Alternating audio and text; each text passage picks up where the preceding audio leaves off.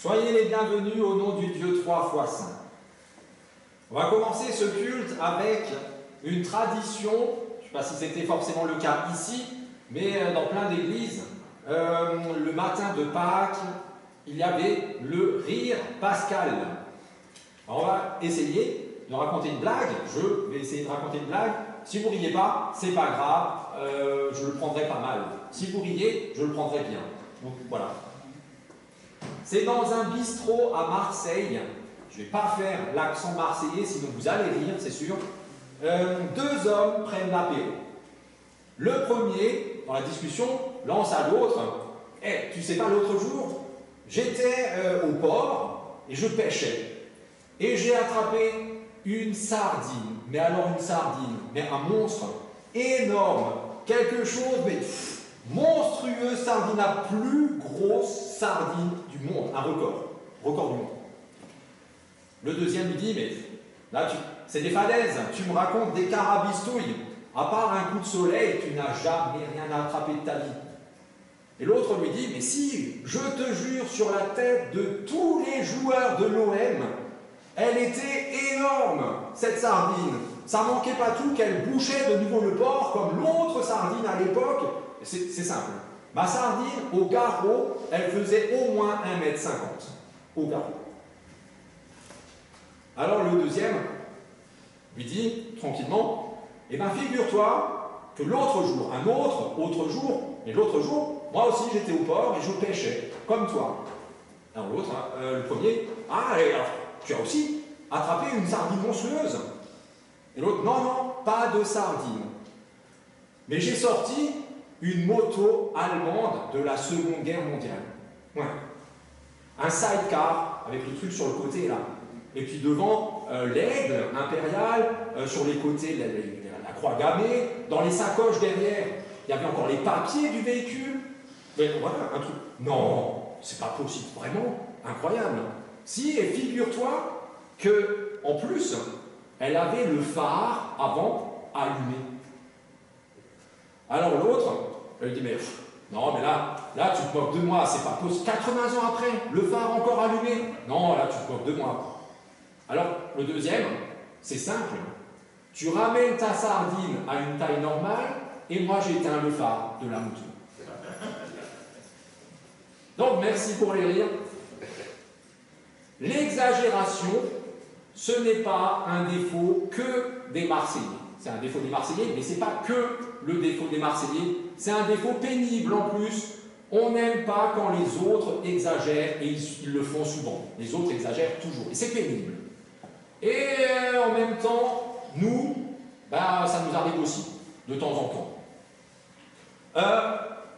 Alors quand on pense à la bonne nouvelle du matin de Pâques, aujourd'hui c'est Pâques, quelle est-elle cette bonne nouvelle? Jésus est ressuscité. Quand vous entendez ça, est-ce que vous ne pensez pas que c'est un tout petit peu exagéré quand même? En tout cas, moi je peux comprendre ceux qui trouvent que c'est beaucoup trop gros pour être vrai, trop incroyable. Parce que ici, qui d'entre nous a déjà vu quelqu'un revenir d'entre les morts? Personne, personne. Ok, tant mieux, tant mieux.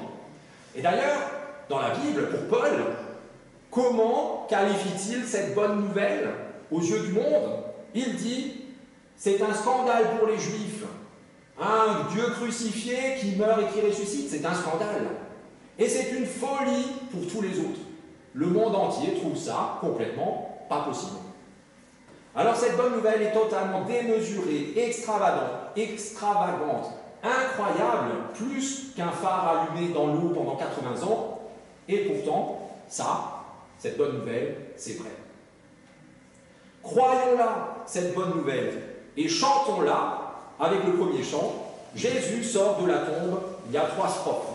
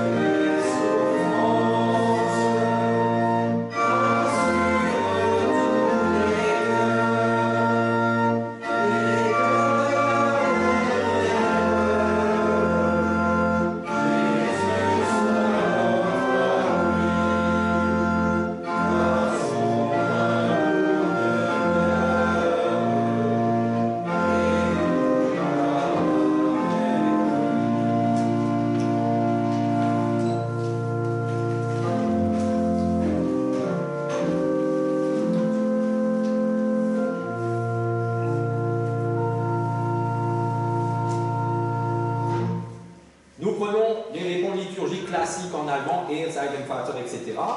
Et nous prions ensemble avec les mots du psalmiste au psaume 118, l'assemblée disant ce qui est en gras sur le feuillet. Et pour ce faire, nous nous levons.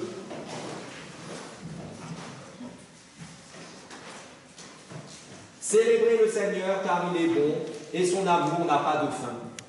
Que le monde entier le dise, son amour n'a pas de fin.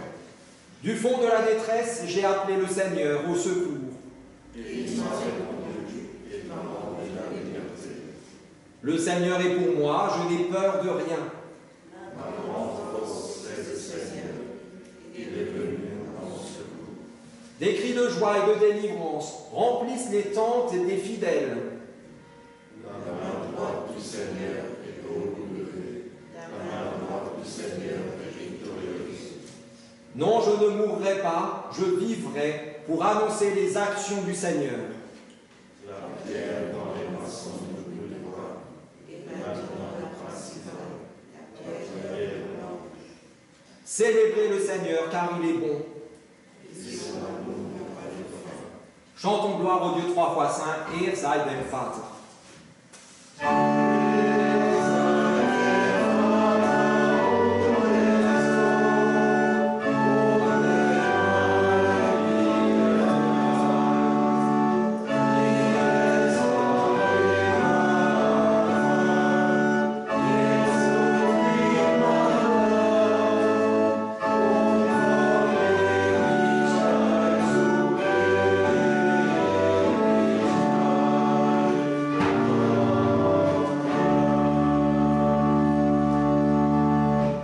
Parce que nous sommes sûrs de l'amour de Dieu pour nous, nous pouvons reconnaître devant lui ce qui nous sépare de lui. Seigneur, nous reconnaissons devant toi que notre confiance est faible. Dans nos vies, nous ne laissons que trop peu de place à ton esprit au profit de notre propre volonté. Nous savons que nous avons besoin de ta présence en nous et pourtant nous ne la recherchons pas.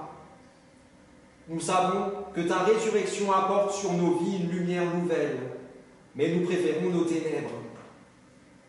Ce matin, devant le vide du tombeau, que ton esprit nous ouvre à ta présence et à cette lumière de vie. Oui, Seigneur, nous t'en prions, prends pitié de nous. Herr, erbarme dich.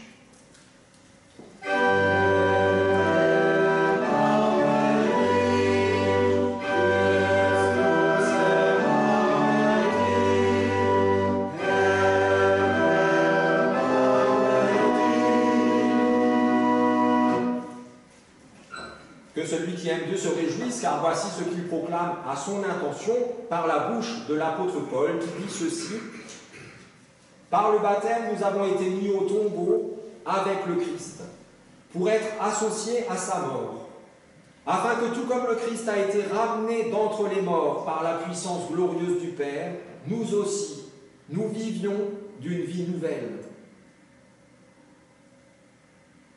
Pour cette grâce admirable, chantons à Dieu notre reconnaissance, exaltons le Seigneur. Ehre sei Gott in der Höhe.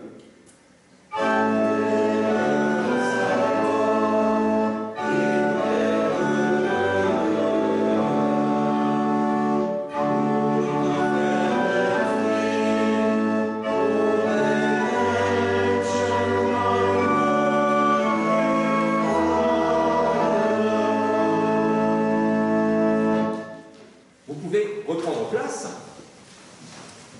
Et avant d'entendre la première lecture pour ce matin, nous prions pour que ces paroles deviennent pour nous paroles de vie. Seigneur notre Dieu, des cris de joie parcourent le monde.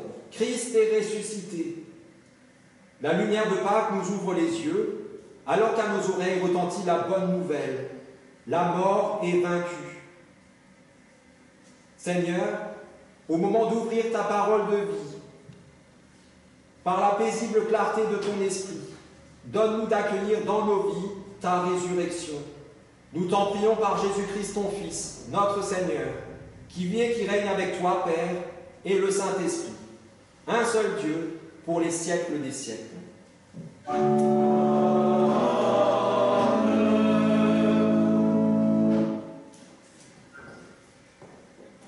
Dans le premier livre du prophète Samuel, au chapitre 2, nous entendons ceci. C'est Anne, la future maman de Samuel, du prophète Samuel, qui dit ceci. « Grâce au Seigneur, j'ai de la joie plein le cœur. Grâce au Seigneur, j'ai la tête haute.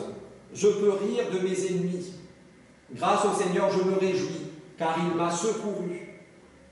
Le Seigneur est sans pareil, notre Dieu seul est un rocher. À part lui, il n'y a pas de Dieu. Le Seigneur fait mourir et il fait vivre. Il fait descendre dans le monde des morts et il en fait remonter.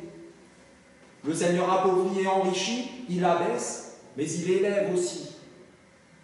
Le Seigneur remet debout le misérable tombé à terre et le malheureux abandonné sur un tas d'ordures, pour leur donner à tous deux les places d'honneur en compagnie des gens importants. Au Seigneur appartient toute la terre, c'est lui qui l'a posée sur ses colonnes.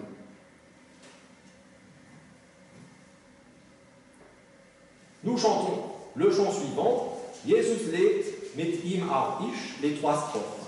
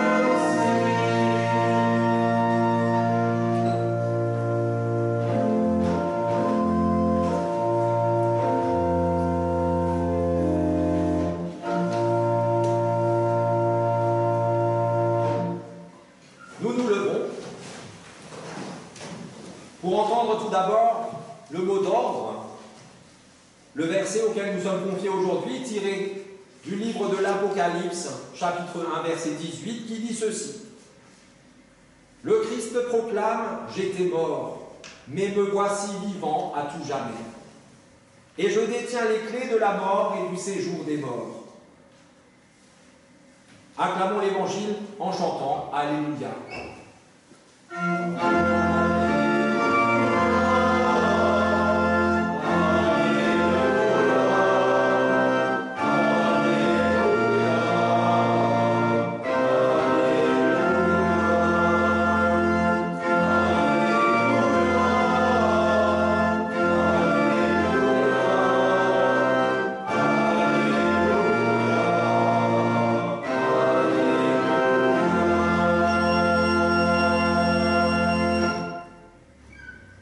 Et au dernier chapitre de l'évangile de Marc, nous entendons le récit de la résurrection.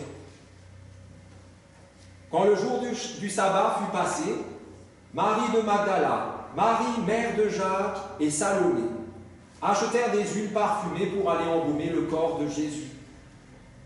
Très tôt le dimanche matin, au lever du soleil, elles se rendirent au tombeau. Elles se disaient l'une à l'autre, « Qui va rouler pour nous la pierre qui ferme l'entrée du tombeau ?» Mais quand elles regardèrent, elles virent que la pierre, qui était très grande, avait déjà été roulée. Elles entrèrent alors dans le tombeau. Elles virent là un jeune homme assis à droite, qui portait une robe blanche, et elles furent effrayées. Mais le jeune homme leur dit, « Ne soyez pas effrayés. Vous cherchez Jésus de Nazareth, celui qu'on a cloué sur la croix. Il est revenu de la mort à la vie. Il n'est pas ici. Regardez, voici l'endroit où on l'avait posé. Allez maintenant dire ceci à ses disciples, y compris à Pierre. Il va vous attendre en Galilée. C'est là que vous le verrez, comme il vous l'a dit. » Les femmes sortirent alors et s'enfuirent loin du tombeau, car elles étaient toutes tremblantes de crainte. Et elles ne dirent rien à personne, Parce qu'elles avaient peur. Seigneur, ta parole est la vérité. Enseigne-nous à marcher selon ta vérité. L'obsaïdir au Christ.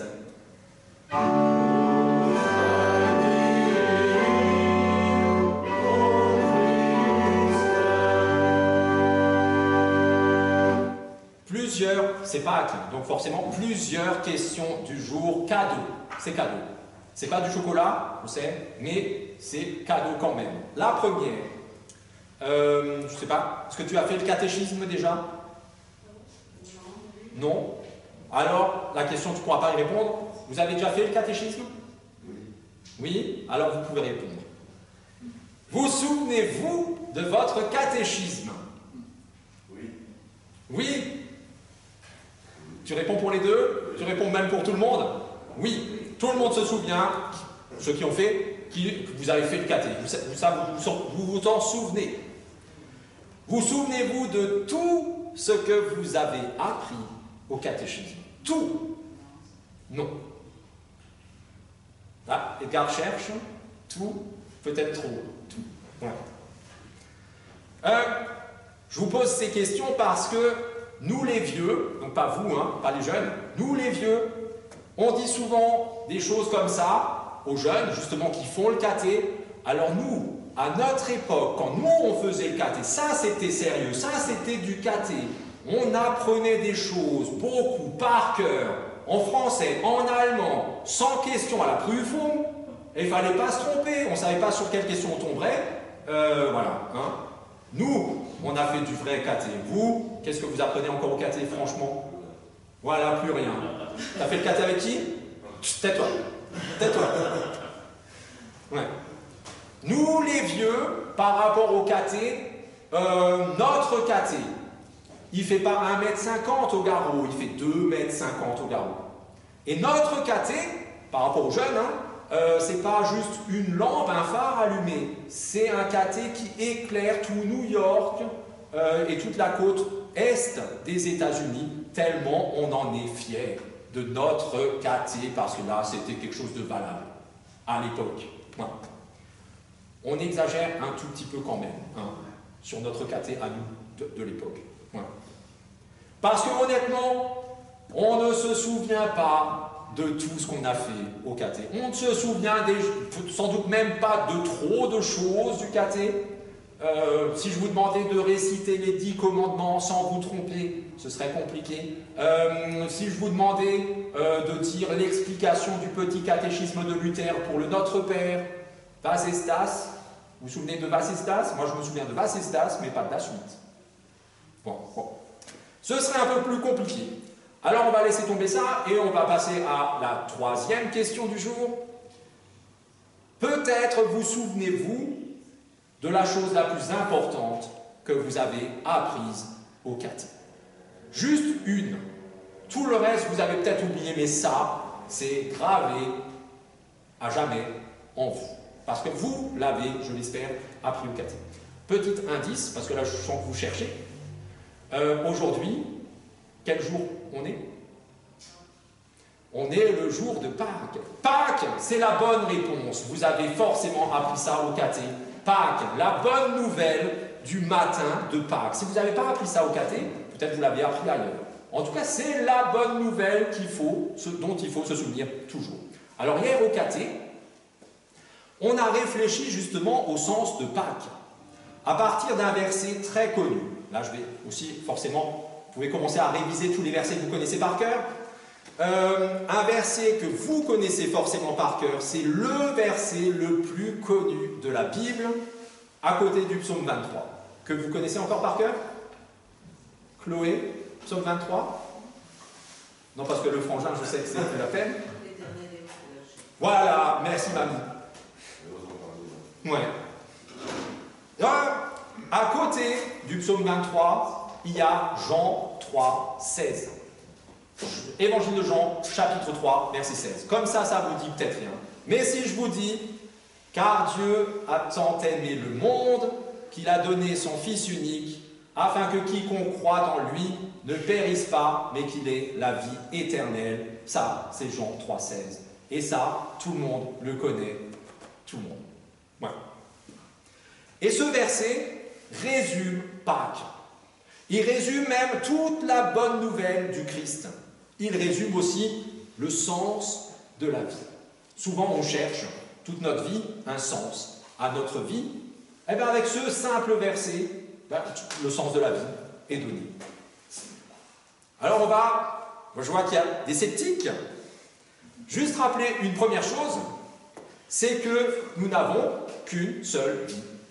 Vous saviez ça? Qu'on n'a qu'une seule vie? C'est vrai. Mais ce n'est pas inutile de le rappeler parce que hier, toujours au caté, c'est les catéchumènes qui m'ont donné toutes ces idées. Hier au caté, j'ai entendu ce qu'on entend souvent et partout. L'idée que la résurrection, mais en fait, c'est juste une réincarnation. Pourtant, c'est pas pareil, les deux. Et pourtant, et pas que les jeunes, on a cette idée en tête. Pour étayer leur argument, les jeunes, hier, m'ont parlé de leur chat actuel, le chat qu'ils ont en ce moment, en disant qu'ils ont l'impression vraiment de retrouver leur chat précédent décédé dans leur chat actuel.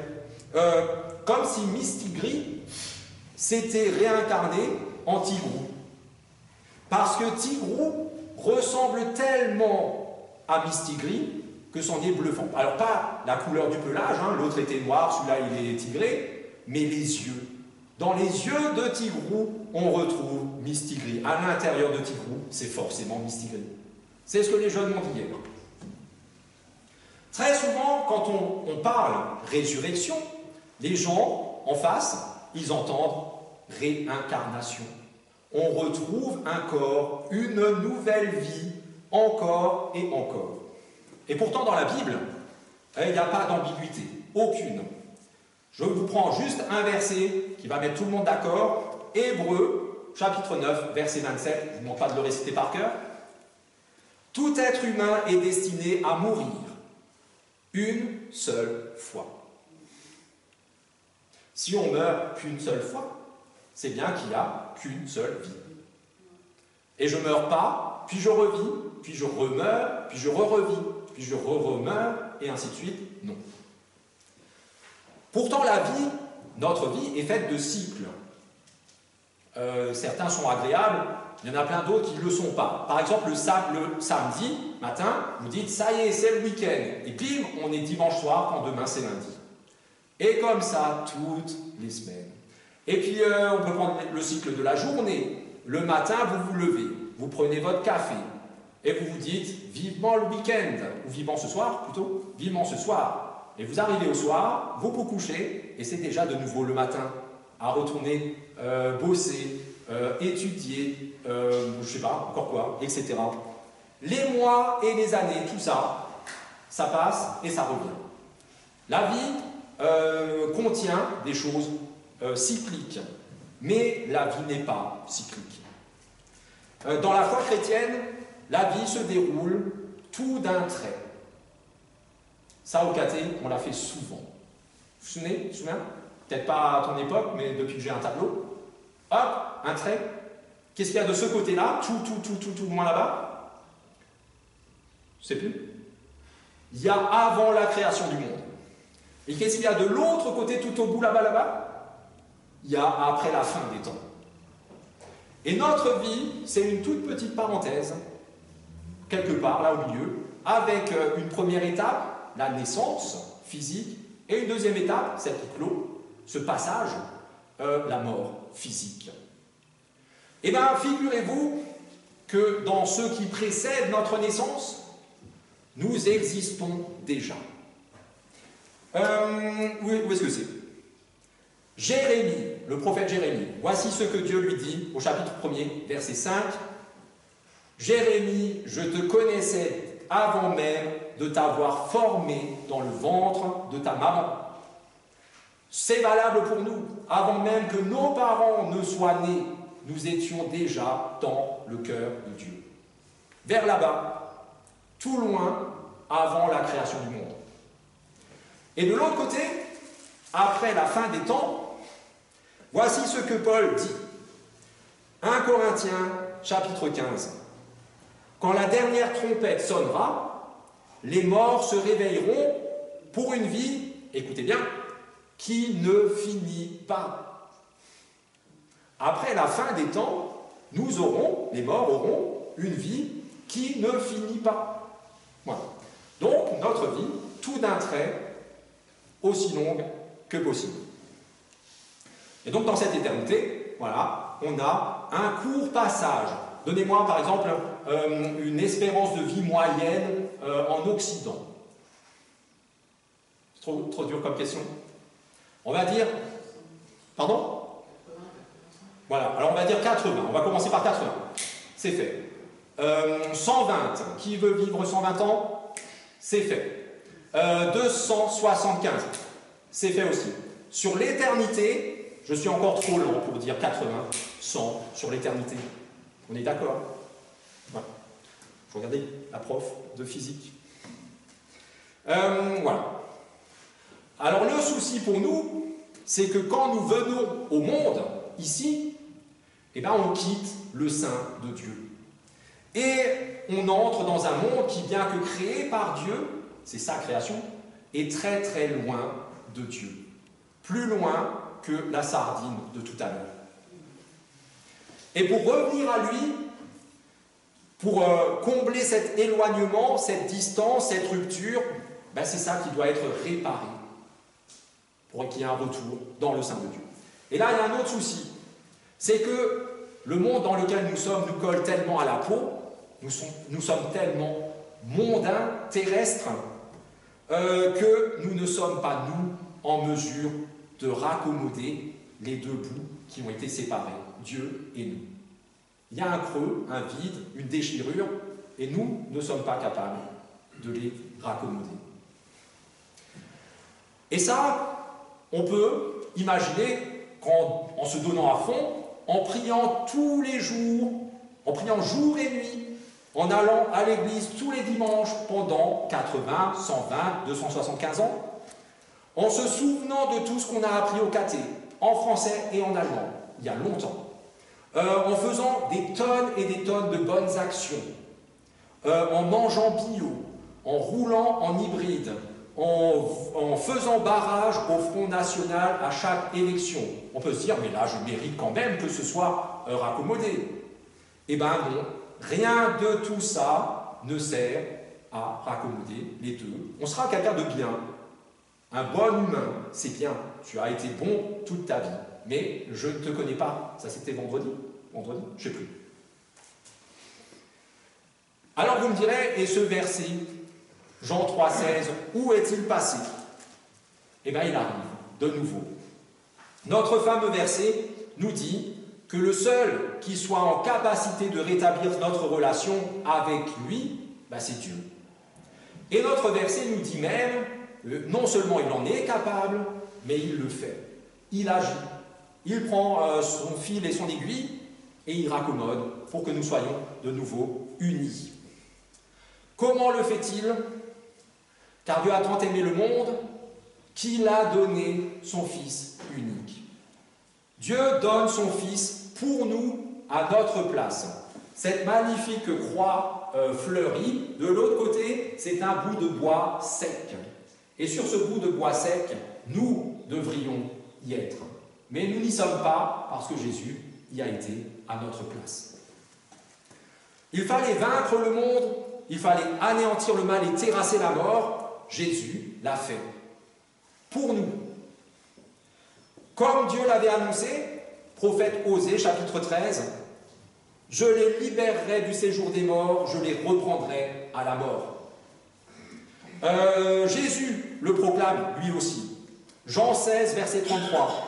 « Dans le monde actuellement, vous connaissez la détresse, mais courage, moi, Jésus, j'ai vaincu le monde. » L'apôtre Paul le dit aussi, en reprenant Ésaïe et Osée, « La mort a été engloutie dans la victoire. Mort, où est donc ta victoire? Où est donc ton aiguillon disparu ?» Alors, on sait comment Dieu le fait. Pourquoi le fait-il? Vous l'avez entendu, puisque j'ai dit 2-3 fois le verset, en tout cas le début. « Car Dieu a tant aimé le monde Dieu nous aime. Et c'est pour ça qu'il le fait. C'est par amour pour nous qu'il fait ce que nous ne sommes pas capables de faire. Il nous aime tellement qu'il ne peut se résoudre à nous perdre. Alors hier, au caté, toujours au caté, un des jeunes, Quentin, voilà, je dis le nom, je vends la mèche, a dit « Mais alors Dieu nous aime plus que son Fils ?» Et il a raison. Dieu nous aime plus que son Fils. Mais on peut aller encore plus loin. Jésus, pour nous, est Dieu. Dieu s'aime, Dieu nous aime plus qu'il ne s'aime lui-même. Et il n'y a rien d'étonnant à ça, parce que vous le savez, Dieu est amour. Notre Dieu est amour. Et c'est aussi là la véritable mesure de l'amour. Comment mesure-t-on l'amour? 1,50 m au garrot? On mesure l'amour à ce qu'on est capable de donner, par amour. Jésus le dit de cette façon, « Il n'y a pas de plus grand amour que de donner sa vie pour ceux qu'on aime. » Si on aime autrement, alors on n'aime pas vraiment. Aimer l'autre tellement fort qu'on accepte même, pour Dieu, que l'autre ne nous aime pas autant ou pas du tout. Et l'aimer même si le fait qu'il ne nous aime pas nous brise le cœur. Alors maintenant on sait comment, on sait pourquoi, on peut encore se demander, et ça nous rapporte quoi? Quel est le résultat de toute cette opération, de ce don de soi de Dieu? Le résultat est, je vous pousse un peu, est visible sur cette belle croix. Je vous ai dit de l'autre côté, c'est du bois mort. De ce côté, cette croix, petit à petit, au fil du temps, a repris vie, avec de belles fleurs, des papillons qui ont éclos aussi de leurs chrysalides, etc. etc. Voilà. Cette croix de la mort qu'elle représentait, la vie a surgi. La mort n'a plus aucun pouvoir. Et quand je dis ça, je suis sûr que dans votre cœur, vous vous dites, mais en fait, si la mort n'a plus aucun pouvoir, pourquoi est-ce qu'on continue quand même à mourir? Chacun, tous, ici, à un moment ou un autre, nous allons mourir. Et c'est vrai que la mort pose encore sur nos vies un mot, encore une note, un truc comme ça. Un mot, mais pas le dernier. L'avant-dernière note, l'avant-dernier mot sur notre vie, à la rigueur, mais pas le dernier. Depuis le fabuleux matin de Pâques, le dernier mot sur notre vie n'appartient plus à la mort, au mal ou au monde, il appartient à Dieu et à lui seul. Et ce mot que Dieu dit sur nos vies, c'est « je t'aime ». Et un autre, « choisis la vie afin que tu vives ». Maintenant que nous savons comment, pourquoi et ce que ça donne, au final, dernière chose à réfléchir un peu, que faut-il faire puisqu'on ne peut rien faire? Il nous suffit, c'est aussi notre verset qui nous donne la solution, il nous suffit de placer notre confiance en lui, car Dieu a tant aimé le monde qu'il a donné son Fils unique, afin que quiconque croit en lui ne meure pas, mais qu'il ait la vie éternelle, afin que quiconque croit en lui. Placer notre confiance en lui, et cette fois, c'est lui-même qui l'a produit en nous.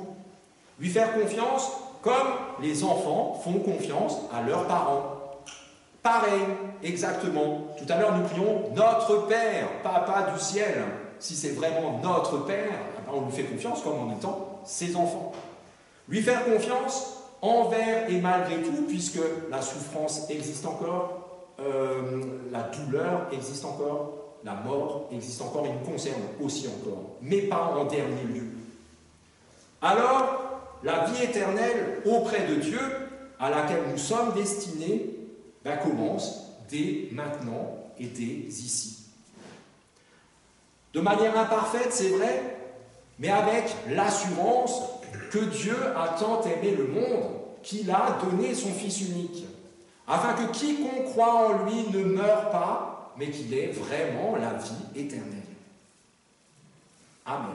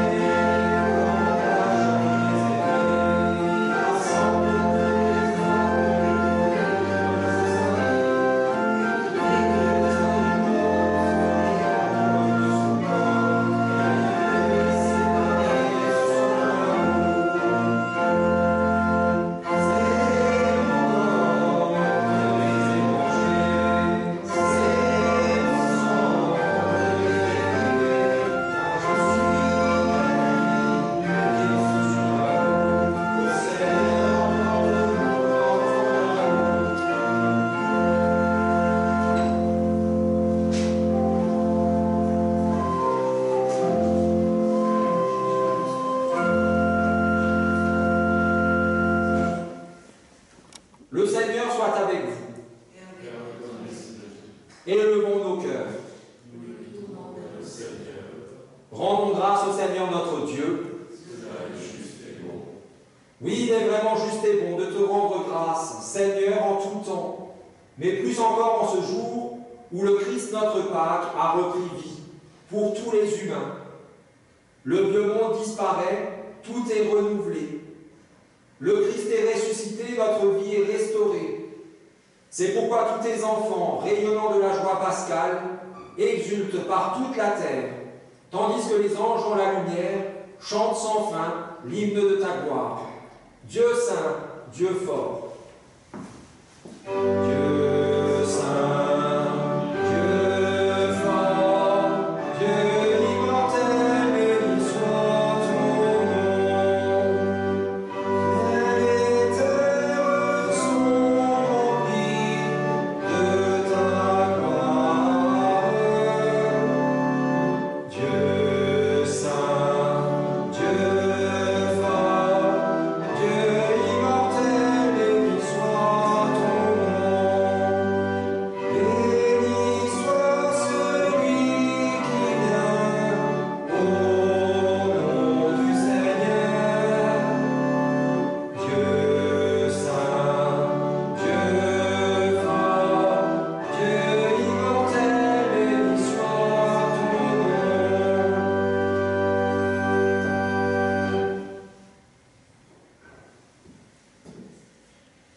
Le Seigneur Jésus, la nuit où il fut livré, prit du pain, et après avoir rendu grâce, il le rompit et il dit, « Prenez, mangez, ceci est mon corps livré pour vous. Faites ceci en mémoire de moi. »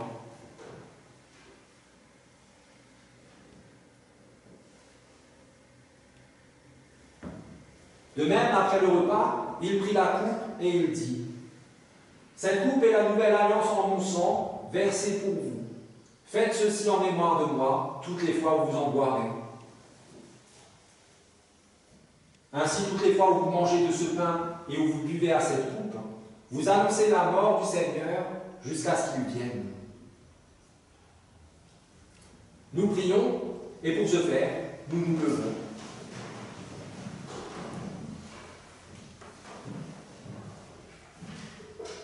Père, en prenant ce pain et cette coupe, nous rappelons la mort de ton Fils. Nous proclamons sa résurrection et dans l'attente de son retour, nous te rendons grâce. Envoie ton Esprit Saint sur nous et sur ce pain et sur ce vin. Que la communion au corps et au sang du Christ nous donne part au mystère de sa présence et qu'il nous unisse dans la foi et dans l'amour. Ouvre nos yeux à toute détresse, inspire-nous la parole qui convient, donne-nous le courage du geste fraternel. Et dans cette attente, nous unissons nos cœurs et nos voix pour faire monter à toi la prière que Jésus, notre frère, nous a lui-même enseignée. Notre Père, qui es aux cieux, que ton nom soit sanctifié, que ton règne vienne, que ta volonté soit faite sur la terre comme au ciel. Donne-nous aujourd'hui notre pain de ce jour. Pardonne-nous nos offenses, comme nous pardonnons aussi à ceux qui nous ont offensés. Ne nous soumets pas à la tentation, mais délivre-nous du mal. Car c'est à toi qu'appartient le règne, la puissance et la gloire, au siècle des siècles. Amen.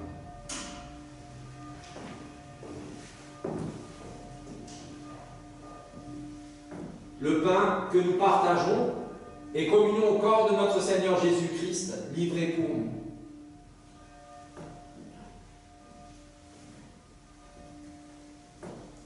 La coupe de bénédiction pour laquelle nous rendons grâce est communion au sang de notre Seigneur Jésus-Christ, versé pour nous.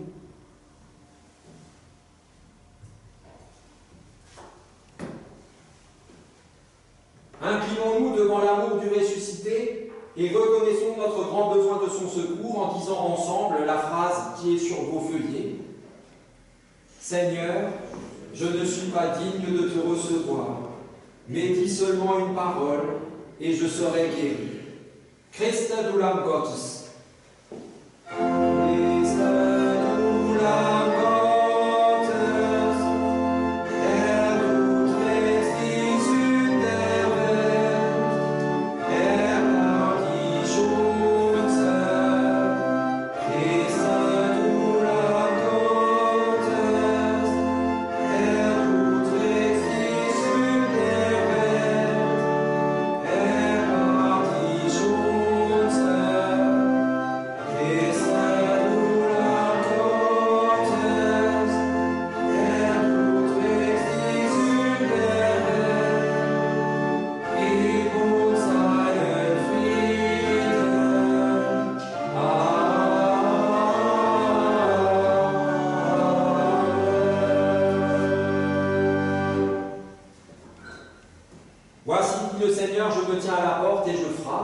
Si quelqu'un entend ma voix, m'ouvre la porte, j'entrerai chez lui, je dînerai avec lui et lui avec moi.